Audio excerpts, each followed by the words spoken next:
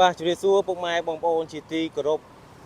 ថ្ងៃដែរមកបង្ហាញពីប្រភេទ BM ឆ្នាំ015ជាប្រភេទម៉ូតូមកទឹកផ្លាកលេខអញ្ចឹងបងប្អូនដែលរកប្រភេទម៉ូតូមកទឹកផ្លាកលេខ015ដូររៀងបាទតម្លៃល្អនេះបាទមកហើយបាទតម្លៃល្អមែនទែនតែគាត់ថាសូវមានគ្រឿងលេងណាប៉ុន្តែតម្លៃក៏ល្អដែរពុកម៉ែបងប្អូនណាបាទ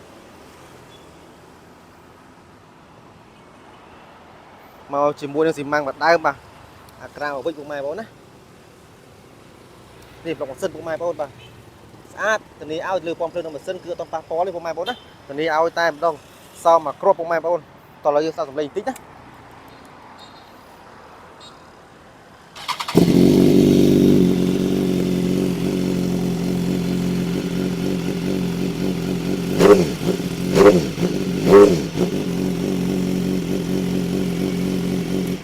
បាទចង់ស្ដាប់សំឡេងច្បាស់អាចមកមើលដល់ហាងផ្ទាល់បានឬក៏អាចបាទឆាតតាម Telegram មកយើងនឹងផ្សាយវីដេអូបន្ថែមឲ្យណាចរចាទៅដឹកជូនអត់ផ្ទះក៏បានដែរបាទ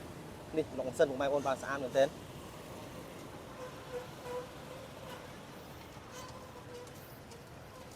ប្រភេទ BM 015មកទឹកផ្លាកលេខណាបាទតម្លៃល្អមែនទែនអញ្ចឹងព័ត៌មានបន្ថែមសូមឆានមកពុកម៉ែបងប្អូនណាបាទដោយការនិយាយបើប៉ះពាល់អារម្មណ៍បងប្អូនបាទនិយាយត្រូវខ្លះខុសខ្លះឲ្យពុកម៉ែបងប្អូនបាទអញ្ចឹងមានតែការយកយកអធិស្ឋានពុកម៉ែបងប្អូនណាបាទអញ្ចឹងអរគុណច្រើនសម្រាប់ការបងប្អូន